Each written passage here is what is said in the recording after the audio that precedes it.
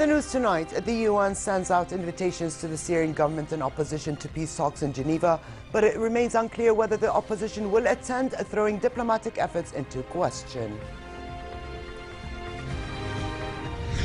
The UN chief slams Israel's settlement activities as provocative acts, and the US ambassador to the UN says Israel's settlement programs are fundamentally incompatible with a two-state solution.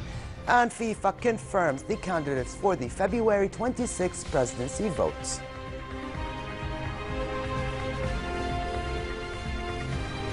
Good evening and welcome to a new edition of the news. Here are the details, and we begin with an announcement from the Office of the Prime Minister ordering that work hours in all ministries and public departments will start at 10 a.m. instead of 8 a.m. tomorrow and on Thursday due to the prevailing harsh weather conditions. But the announcement exempted from the order other government entities whose nature of work requires otherwise. The Prime Minister also decided that public institutions in the snowbound southern governorates of Al-Karak, Ma'an and Tafile will be closed tomorrow. Earlier today, the Civil Defense Department set off sirens in Amman, warning the public against frost formation expected during the night through the morning over the next coming days. The United Nations Special Envoy for Syria, Staffan de Mistura, has invited the Syrian government and opposition to peace talks due to start in Geneva on Friday. But a UN statement did not specify exactly which groups have been invited, and the matter is already the subject of disagreement. The Geneva talks are meant to start a political process to end the Syria conflict, now entering its 5th year, and are expected to last 6 months. Tensions over who would be invited to the talks forced a few days' delay and still continues. Earlier today, the opposition cast doubt on whether it would go to Geneva and has repeatedly said the government and its allies must halt bombardments and lift blockades of besieged areas before it will join talks. The Syrian government has already said it will attend. The leader of the Syrian Kurdish Democratic Union Party, PYD, said he expected his party to be invited to Geneva, though it was unclear in what capacity. But Turkey has opposed the PYD's participation in the peace talks in the opposition ranks, saying they are affiliated to the PKK, seen as a terrorist group by Turkey and major Western states. Meanwhile, Russian Foreign Minister Sergei Lavrov said that some proposals to exclude parts of the Syrian opposition from peace talks are in breach of international law. The Turkish Prime Minister had earlier said that he remained strongly opposed to the participation of the PYD, the main Syrian Kurdish grouping in the opposition ranks. Speaking in Moscow, Lavrov said Russia considered the PYD essential to finding a peaceful and workable solution in Syria. He said it is impossible to reach a peace agreement in Syria without inviting Kurds to take part in the negotiating process. How can we talk about political reforms in Syria ignoring the leading Kurdish party, quite a mighty power that, by the way, actively opposes terrorism on the ground, including Daesh, that is banned here in Russia? So not inviting this group will be the most serious mistake, but I repeat, we will not resort to any kind of veto. This is the right of Staffan de Mistura. Also in Geneva, representatives in Syria from the UN's major agencies, including UNICEF and the WHO, called on all parties expected to take part in the intra-Syrian talks to provide full access to humanitarian assistance in the country, especially in besieged areas. According to the UN Humanitarian Coordinator for Syria, half the Syrian population has been displaced within the country, 67% of the population is living below the poverty line, and 4.5 million people are living as refugees. According to UNICEF, the situation is gravest for children and is deteriorating even more. Our expectation is that they will immediately do the following, which they can. If the games are now over, the preconditions are now over, they sit down and do what they should do. Number one, end the starving of civilians in besieged areas. Number two, end attacks on schools, homes and hospitals. And three, tear down this Berlin Wall of hindrances between us as humanitarians who want to help people who have a right to get the help we can offer. At the outset of the conflict, children used to take a support role, cooks, porters, or assistant to the paramedics. But now we see much more children on the front lines, manning checkpoints, carrying weapons, and in extreme cases we have seen them taking part in actual killing, including being suicide bombers and executioners. Before the crisis, as Yaqub reported, over 90% of the children were vaccinated routinely in Syria. Today this has dropped to less than 50%. And in many areas, for example in pockets in Idlib, it's less than 10%. And also we have areas in the besieged where they haven't been vaccinated for 2 years. On the ground in Syria, meanwhile, a bomb attack claimed by the Daesh terrorist group in the government-controlled city of Hims killed at least 24 people. More than 100 people have been injured. The governor of Hims said the first of 2 explosions was caused by a car bomb which targeted a security checkpoint. A suicide bomber then set off an explosive belt. The Syrian Observatory for Human Rights Monitoring Group said those killed in the explosion, which took place in a mostly Alawite district, included 15 members of government forces and pro-government militiamen. In a statement, Daesh said its attack had killed at least 30 people. And in the continued fight against terrorism, the U.S.-led coalition conducted 18 strikes against Daesh in Iraq and Syria since yesterday. In a statement released today, the Combined Joint Task Force said 15 strikes in Iraq near 6 cities hit vehicles, a bulldozer and a fuel tanker, destroying fighting positions, mortar systems and a weapons cache. While in Syria, 3 strikes in 3 cities hit a tactical unit, a headquarters building and destroyed 2 cranes. UN Secretary General Ban Ki-moon slammed Israel's settlement building as provocative acts that raise questions about its commitment to a 2-state solution with the Palestinians. Ban also said he was deeply troubled by reports that the Israeli government had approved plans for more than 150 new homes in illegal settlements in the occupied West Bank. And while the U.S. ambassador to the UN also said Washington strongly opposed Israel's settlement activity, the Palestinian ambassador to the UN called on the Security Council to take action against Israeli settlements. Continued settlement activities are an affront to the Palestinian people and to the international community. They rightly raise fundamental questions about Israel's commitment to a 2-state solution. I am deeply troubled by reports today that the Israeli government has approved plans for over 150 new homes in illegal settlements in the occupied West Bank. This is combined with its announcement last week declaring 370 acres in the West Bank, south of Jericho, and so-called state land. These provocative acts are bound to increase the growth of settler populations, further heighten tensions, and undermine any prospects for a political road ahead. The United States strongly opposes settlement activity, including some steps Israel has taken this month. We are deeply concerned about reports of a declaration of more than 370 acres in the Jordan Valley in the West Bank as state land.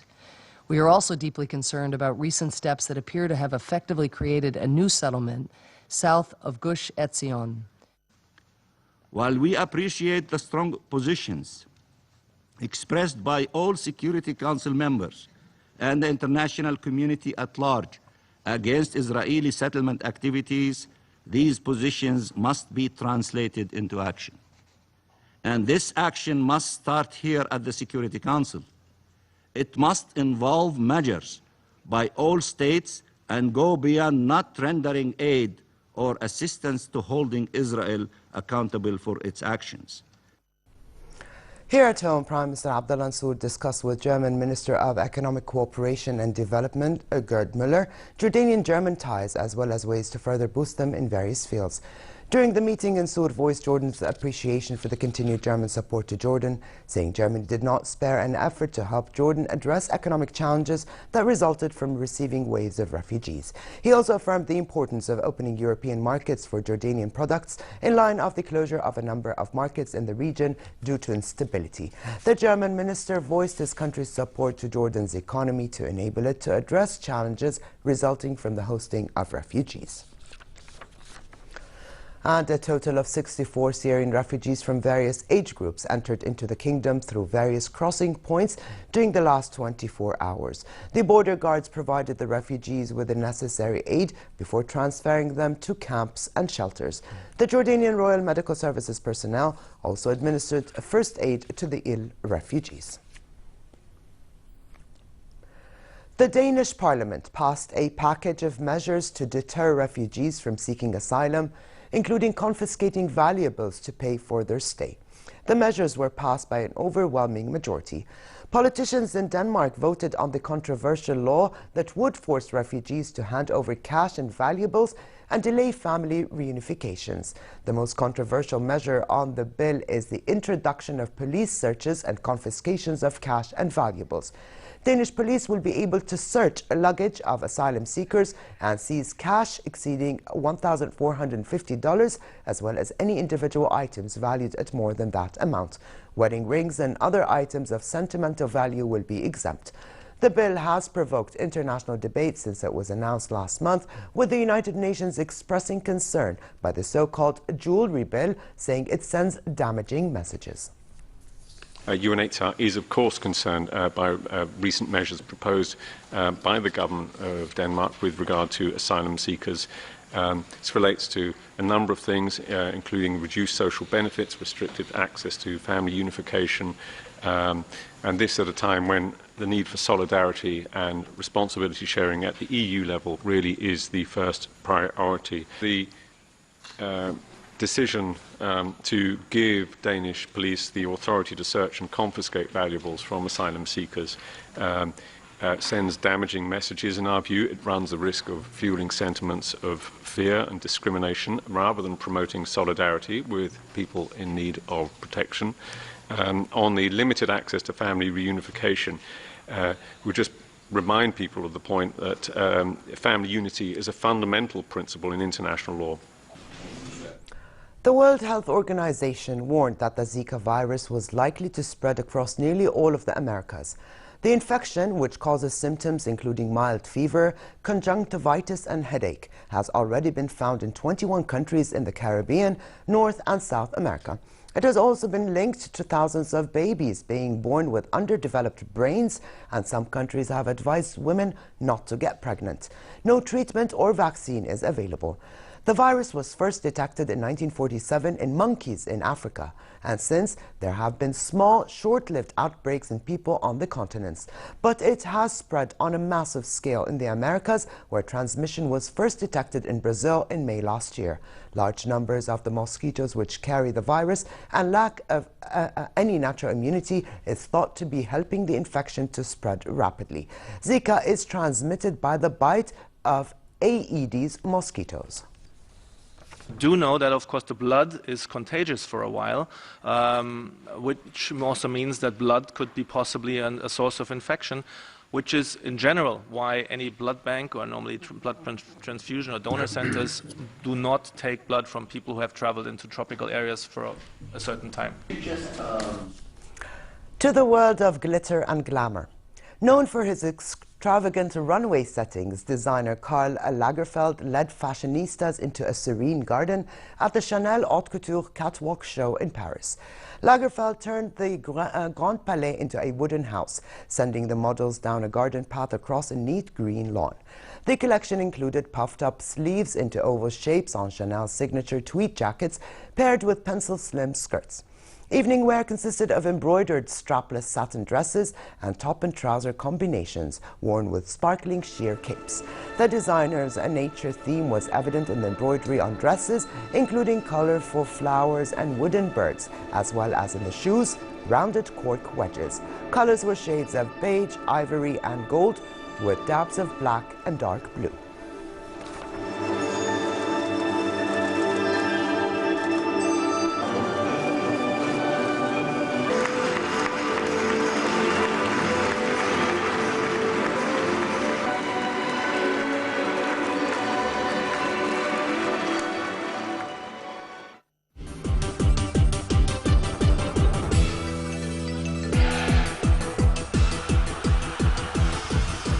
FIFA formally announced that His Royal Highness Prince Ali ibn al-Hussein will run for the presidency of the world's football governing body.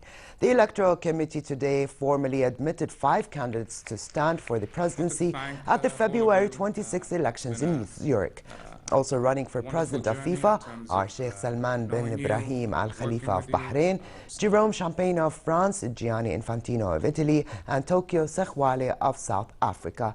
The elections will see a new president replacing suspended Sepp Blatter, who was banned from FIFA activities for 8 years amid the biggest scandal in the organization's history.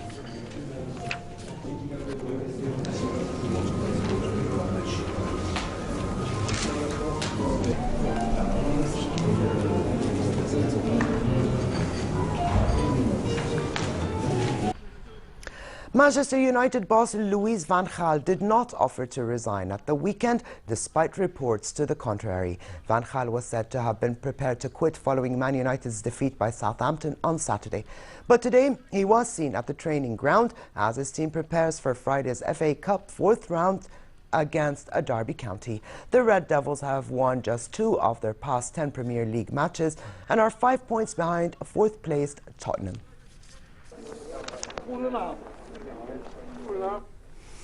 And finally, cold, cloudy and rainy weather continues for the rest of tonight, with northwesterly moderate to brisk winds. Snow is also expected in hilly areas 800 meters above sea level. As for tomorrow, cold conditions prevail, with a continued chance for rain and a light snow, while winds will be northwesterly light to moderate. The Gulf of Aqaba should expect relatively cold conditions with northerly moderate winds and slightly high seas.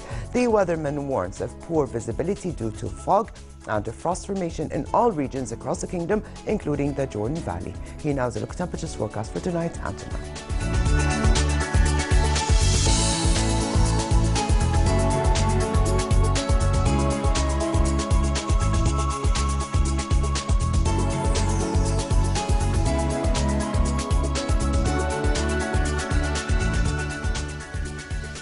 And to close, here's a reminder of the day's top stories. The UN sends out invitations to the Syrian government and opposition to peace talks in Geneva, but it remains unclear whether the opposition will attend, throwing diplomatic efforts into question. The UN chief slams Israel's settlement activities as provocative acts, and the US ambassador to the UN says Israel's settlement programs are fundamentally incompatible with a two-state solution. And FIFA confirms the candidates for the February 26 presidency vote. And with this, we've come to the end of this edition of the news. I'm Alia Tuqan. Thank you for joining us. Have a good night. Stay safe.